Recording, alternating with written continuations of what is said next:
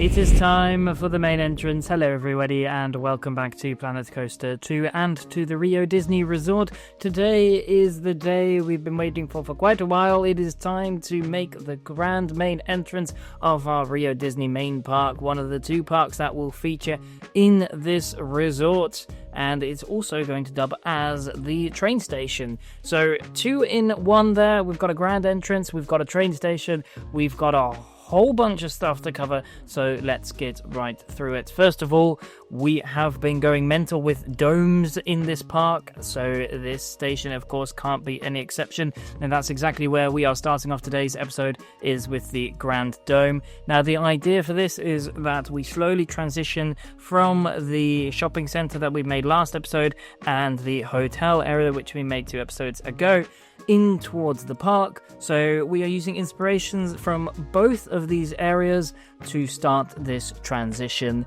in towards the park. Like I said, starting with the dome, you can already see the inspiration here from both of those sections with the various different pieces of wood there as accents and the little covers there for the windows. This is going to be the very top. There's going to be a lot of twisty and turny in this episode to make sure that everything fits, because this is rather complex. Now on to my favourite bit. Let's start with the roof. I wanted a fully tiled, multicoloured roof. I saw a couple of photos online whilst finding inspiration for this, and I was like, yes, this looks like something that's going to absolutely ruin my life. So here we go. Small tiles, as small as we can pretty much get them, 6% of the scale. This is what we're using. Every single piece of this roof is going to be hand-laid, hand-coloured, hand everything. Wow, it turns out well. It turns out so well. It took me, I kid you not, 8.5 hours to get this roof right, but once it's done and it looks great. So here we go. We're going to skip through a lot of this, a lot of trial and error, a lot of testing to try and get the angles right, because these are really, really tiny little bits and pieces that we are using. So we are using that base roof there that you can see on the left, the sort of metal corrugated roof, whatever it is, as the base for it. And then this eventually, after about 3 hours of fiddling, is what I came up with. Then we remove the edges. This took a while as well to get the edges all correct. So we popped them all next to each other, removed the base edges, and then we ended up with something like this. It's almost a weird looking triangle, but it somehow fit. We turned that right round because I wanted golden arches in the center as well, which we are going to use these wooden pieces for. These are the same ones that we've used for our windows previously and for the accents there on the wall, except now scaled all the way up and give it this lovely little golden dome. Here we can see this was about, I think, 7 hours in, and the amount of cheering that was ongoing into my room was extravagant, as I was so happy with the way that everything finally rotated in place. So it's time to recolor the tiles and create this really cool light blue, dark blue. We've got some white, we've got some gold, we've got some black in it. This really, really nice pattern into it. And I was making this, and initially when I saw the first sort of concept, like right here, I was like, oh, is this going to turn out well? And then we rotate it around, and boy, howdy, did it turn out really, really nice. There we can see, this is the first time I rotated it into place, that's the word I'm trying to find, many syllables. And the smile on my face was enormous, and seeing this bag was amazing. We're going for the same sort of motif on a slight subroof there that's going to connect up the top of the railway station towards the rest of the front facade, and I am so happy with the way this turned out. I just need to make the top little bit, which we will do in a later episode.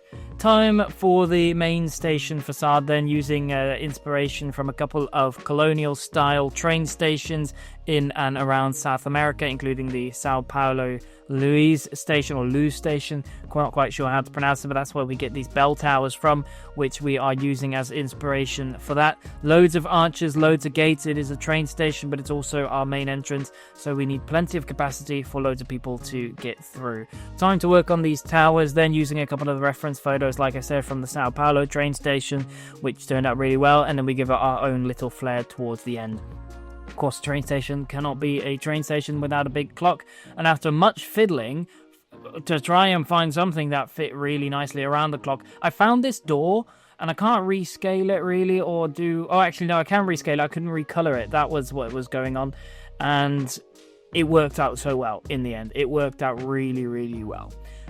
If we haven't had enough of tiled roofs, I decided to once again go for another one, because I was so happy at this point that I forgot that it took me 8 hours to make the main dome. I decided to make a mini dome for on top of our clock towers. This took a while as well, but it is so worth making custom roofs. It really looks very well. Couldn't get the corners right, so here we are doing tile for tile for these corners, and then eventually we overlay our own sort of custom arc on top of it, which is going to be in black. The rest is going to be in this bright yellow gold type color, and it works out really well. Using a flagpole as sort of a spire up the top really, and then just slotting that into position on top of our clock tower there. 2 clock towers, one either side, dome in the center, creates lovely symmetry. Little bit of detail work then in around the clock, and we'll sure to put that rock slab up just that little bit more so that it connects. Copy and paste the clock tower, put it down, rotate it into position, and boom, there we go. Time for the second floor. We've got these 3 grand arches, which will give this lovely view in towards the train station, which we are starting on now. Now, the other side, I thought this building was so big that on the other side I wanted an open sort of balcony type of version, a bit like Disneyland Paris has. Speaking of Disneyland Paris, using their main entrance design as inspiration here for the arches that go down below, and the Copacabana street style here for the pathway formation. I found these roofs, which we actually used the wrong way round and put on top of each other. If you watched my Planet Zoo episode from yesterday, we covered these vaulted style roofs. I think I was just in a mood this week for vaulted style roofs. We're going with that here again. Creates this lovely little box through which we can then add more detail, etc., and we can have it sink slightly below into the ground if it doesn't make it work. Great building technique there to use if you want to create these type of buildings. Just a few columns around the side before we add in the pathways in and around the central plaza, just to make sure that we've got the right look, and just finishing off the box there as well. What you don't see in the episode is me constantly going back and forth to make sure all the viewpoints are correct. I'm not going to go on about viewpoints this episode too much, but do know that we are consistently working with our viewing angles, making sure that every single angle is correct from every single point of view, from that main entrance to the park, etc. Using some of these glass pieces then to create almost like a little pastel coloured mosaic that we so love. Little nod there to the main entrance dome. And then we'll flip around so then people can also see the train as it passes through the station. I hate signs in Planet Coaster. I could never get them to work, but today I was on such a high from the roof, I was determined to make them work, and they actually, turned out really quite nicely. We've got a couple of the signs, one main sign, Rio Disneyland, in front, and then we've got a couple of Disneyland Railroad signs around the side, both in Portuguese as well as the English language.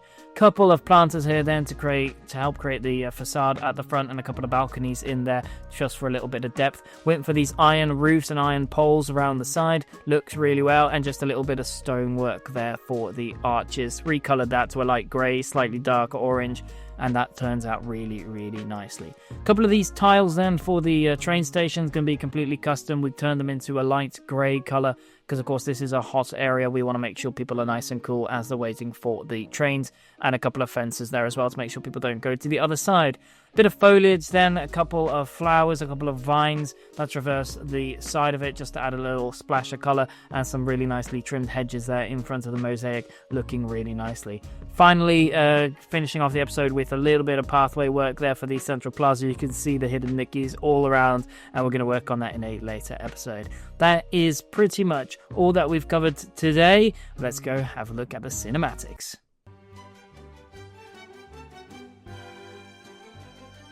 And there is the train station. Wow, am I happy with the way this turned out. We can see the lovely bell towers there around the sides, and the lovely mosaic arches as well. Copacabana inspired vaulted roofs there for the main entrance area. And then as a little treat, we've added in some night lighting there. It looks in all its glory. Comment down below what you thought of this episode. Next week we are going to work on the aquatic park entrance. Please subscribe for more Rio Disney next week. Like the video, and I will see you next week. Thanks for watching, and goodbye.